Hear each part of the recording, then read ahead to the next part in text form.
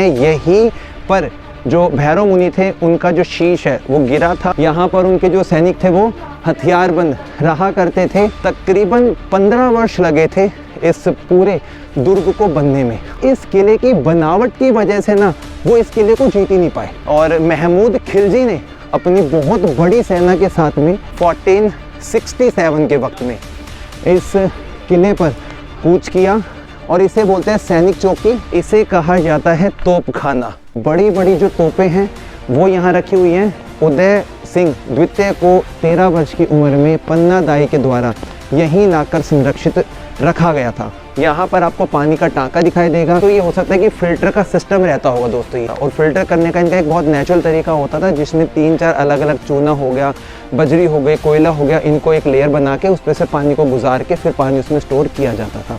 तो 9 मई 1540 के वक्त में वहीं बताते हैं कि महाराणा प्रताप का जन्म हुआ था और इसे ही कुंभा पैलेस के नाम से जाना जाता है। आपातकाल के समय में इस किले का ज़्यादा इस्तेमाल किया जाता था।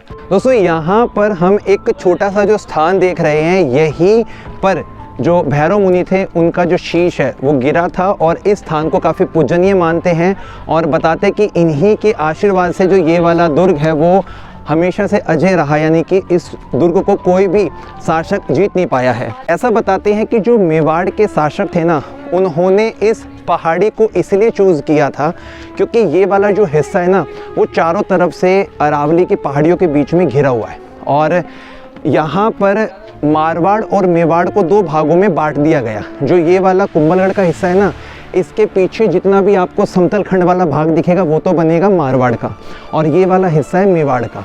मेवाड़ में पहले के वक्त में चित्तौड़गढ़, कुंभलगढ़, भीलवाड़ा ये सब आते थे और उस समय चला करती थी रियासतें और रियासतों में हुआ करती थी मेवाड़ की रियासत थी, मारवाड़ की रियासत थी, हड़ौती की थी, डुंडार की रियासत थी। तो इन रियासत में से जो मेवाड़ की रियासत थी ना वो बहुत ज़्यादा स्ट्रॉन्ग और पावरफुल थी और यहाँ के जो राजा थे उनका रण में यानी कि युद्ध कला में उनका जो हाथ था बहुत मजबूत था, इसलिए यहाँ के राजाओं को महाराणा की उपाधि भी दे दी गई थी। अब दोस्तों हम यहाँ पर एक दूसरा पोल दरवाज़ा देख रहे हैं और साफ तौर पे लग रहा है देखकर कि 2 अलग अलग वक्त में बना हुआ है। नीचे का कंस्ट्रक्शन पुराना है, ऊपर का जो कंस्ट्रक्शन है वो बाद के विगत वर्षों में किया गया है। यहाँ पर उनके जो सैनिक थे वो हथियारबंद रहा करते थे। ये फिर से टर्निंग पॉइंट आ गया, यानी कि अगर बहुत बड़ी सेना एकदम से आती है तो वो इस किले में सीधा अटैक नहीं करेगी, उसको 2-3 बार बीच में ट्विस्ट करना पड़ेगा, टर्न करना पड़ेगा।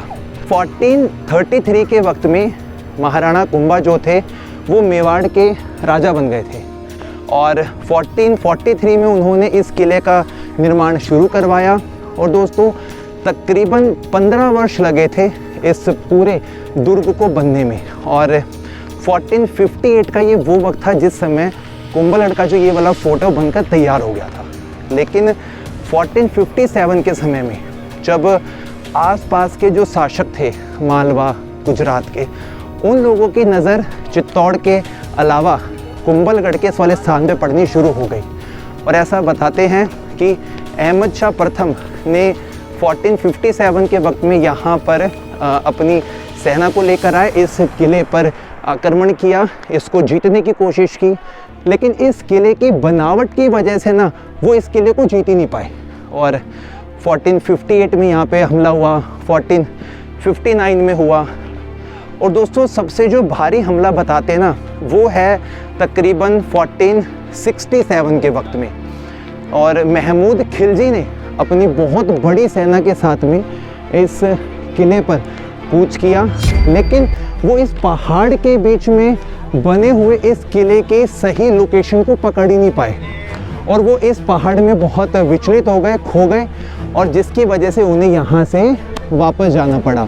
बाद के वर्षों में जब तोप आनी शुरू हो गई थी तो यहाँ मेवाड़ के शासकों ने भी उस वाले हिस्से में तोप लगा दी थी और इसे बोलते हैं सैनिक चौकी। यहाँ पे सैनिक तैनात रहते थे और चारों दिशाओं की जो सुरक्षा है वो इस वाले हिस्से से बहुत आराम से किया करते थे। कुंभलगढ़ का ये वाला जो दुर्ग है वो महाराणाओं के द्वारा ज़्यादा रुकने का स्थान नहीं था।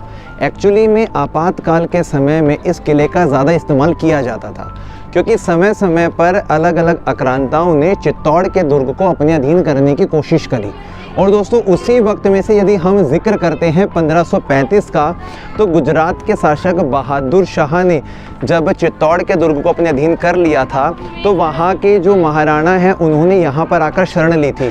और मात्र जो 13 वर्ष के उदय सिंह द्वितीय थे उनको यहाँ पर लाकर सुरक्षित रखा गया, क्योंकि ये बात पता लग गई थी कि चित्तौड़ के दुर्ग को जीतने के बाद में वहाँ की फीमेल को और छोटे बच्चों को मार दिया जाएगा।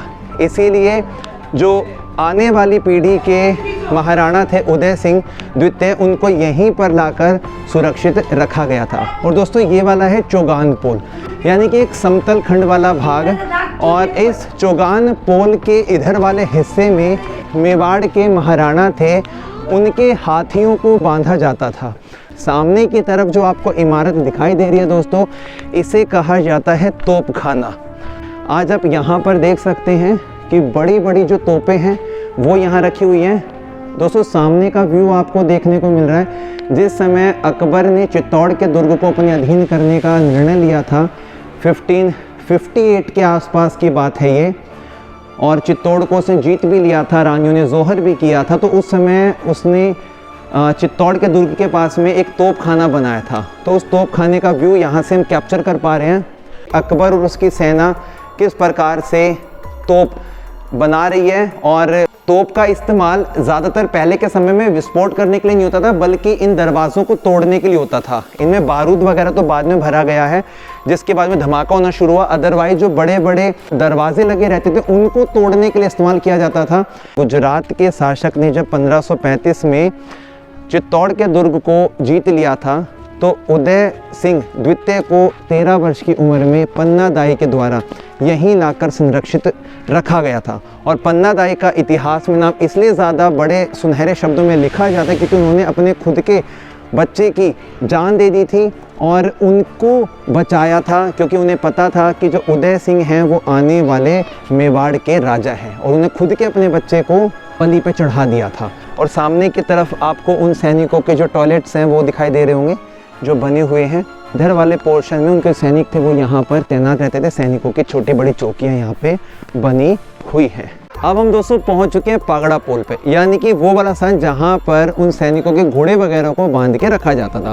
सामने की तरफ आपको सैनिकों के और घोड़ों के रुकने का जो स्थान है वो दिखाई दे रहा है। राजपूताना स्ट्रक्चर आपको यहाँ पे साफ तौर पे देखने को मिलेगा। इधर वाले हिस्से पे हम थोड़ी नज़र डालते हैं तो आप लोगों ने देखा होगा कि खोर वगैरह बोलते हैं, जहाँ पे घोड़े वगैरह चारा वगैरह खाते हैं, फिर पानी वगैरह उनके लिए भर के रखा जाता है। दोस्तों इसके इधर आप अपनी नज़रों को लेकर जाइए, यहाँ पर आपको पानी का टांका दिखाई देगा।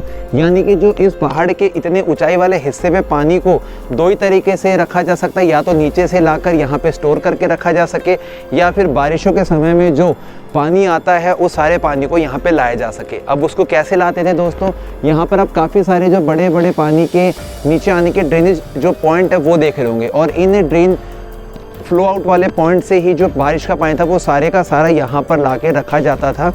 इसी पानी के टाँके के इधर वाले हिस्से पे हमें यहाँ पर एक होल सा दिखाई दे रहा है, और हमने ये पता लगाया कि कुंभलगढ़ के अंदर पानी को फ़िल्टर करके भेजा था उस कुंड के अंदर। तो ये हो सकता है कि फ़िल्टर का सिस्टम रहता होगा दोस्तों ये, और फ़िल्टर करने का इनका एक बहुत नेचुरल तरीका होता था, जिसमें 3-4 अलग अलग चूना हो गया, बजरी हो गई, कोयला हो गया, इनको एक लेयर बना के उस पर से पानी को गुजार के फिर पानी उसमें स्टोर किया जाता था। और दोस्तों इस स्थान की महत्वता तब ज़्यादा बढ़ जाती है जब वीर शिरोमणि महाराणा प्रताप के जन्म की बात आती है। तो 9 मई 1540 के वक्त में ऊपर की तरफ जो आपको बादल महल वाला हिस्सा दिखाई दे रहा है, जिसमें गुमटी बनी हुई है दोस्तों, वहीं बताते हैं कि महाराणा प्रताप का जन्म हुआ था। ये देख सकते हैं कि ड्रेन का जो एक प्रॉपर सिस्टम है, चैनल है, वो बना हुआ है यहाँ पे, और काफ़ी सारे कमरे हैं जो यहाँ पे टूट चुके हैं, और काफ़ी सारे कमरे इस प्रकार के दिखाई दे रहे हैं। देखो वैसे तो देखने में लगता है कि प्रॉपर तरीके से सैनिक वगैरह रहते होंगे, या उनके जो मुख्य सैनिक अधिकारी होंगे वो रहते होंगे, तो उनका रुकने का एक स्थान बनाया गया है। ऊपर वाला हिस्सा रेनोवेटेड है भाई पूरा। और ये वाला जो हिस्सा है ना दोस्तों, इसे हम कटारगढ़ के नाम से जानते थे, और यहीं पर भैरव मुनि जो थे उनका जो धड़ है वो यहाँ पर आकर गिर गया था। तो उनकी शर्त अनुसार जहाँ पर उनका धड़ गिरेगा वहीं पर किले की शुरुआत की जाएगी। तो दोस्तों यही वो सबसे मुख्य भाग है जहाँ पर कुंभलगढ़ की शुरुआत की गई थी। लेकिन किताबों में लिखा गया जो कटारगढ़ है वो समय के हिसाब से नष्ट होता चला गया और 19वीं सेंचुरी की शुरुआती वक्त में मेवाड़ के जो महाराणा थे फतेह सिंह जी, उन्होंने यहाँ पर एक महल का पुनर्निर्माण करवाया जिसको उन्होंने बादलगढ़ का नाम दिया और इसके 2 पोर्शन किए। नीचे वाला जो हिस्सा है वो फीमेल्स के लिए बनाया, जनाना के लिए बनाया, ऊपर वाला पोर्शन मेल के लिए, मर्दाना के लिए बनाया। तो दोस्तों सामने की तरफ देखेंगे, आज के वक्त में माता का मंदिर बनाया गया है। ऐसा बताते कि इस वाले हिस्से में ना महाराणा कुंभा ज़्यादा वक्त के लिए नहीं रुके थे क्योंकि उनके पास में पूरे मेवाड़ के अंदर उन्होंने 32 किले बनाए थे। तो कभी कभार जब आते थे तो उनका यही वाला हिस्सा बताते हैं कि जहाँ पर महाराणा कुंभा रुका करते थे और इसे ही कुंभा पैलेस के नाम से जाना जाता है। और आज के वक्त में यहाँ पे नव दुर्गा माता का एक मंदिर स्थापित किया गया है और ये अखंड ज्योत जो है दोस्तों ये जलती रहती है। तो यहाँ पर हम माता के दर्शन करते हैं। महाराणा कुंभा साल के कुछ ऐसे पर्टिकुलर डेज होते थे जिस समय 25 किलो रुई की बात बनती थी और 50 किलो देसी घी या घी के साथ में यहाँ पे बहुत बड़ी जोत जलाई जाती थी और उस जोत की रोशनी से आसपास के जो लोग थे उनको सुविधाएं मिलती थी। इस प्रकार की जो लोक किंवदंतियाँ हैं, कहानियाँ हैं, वो भी महाराणा कुंभा जी के साथ में जुड़ी हुई हैं। और यही है दोस्तों कुंभा महल, जहाँ पर महाराणा कुंभा ने अपना वक्त बिताया। जब भी वो आते थे तो इसी महल में वो रुका करते थे। तो इस महल का सबसे पुराना हिस्सा ये बाकी के कमरे कक्ष हैं, इनमें भी हम एक बार थोड़ा सा फोकस डालेंगे, थोड़ा सा इनको भी कैप्चर करने की कोशिश करेंगे। और आप इन पॉइंट्स को देखिए थोड़ा सा, जब आप इनको देखेंगे तो आज के वक्त में तो ये काफ़ी छोटे बड़े कमरे हैं। इधर महाराणा कुंभा के रसोइया जो थे उनके लिए खाना वगैरह परोसते थे, तैयार करते थे। तो ये उनका कुछ सामान रखने का होगा, स्टोरेज होंगे, या जो सैनिक यहाँ पे रहते होंगे उनके लिए इस्तेमाल में आता होगा।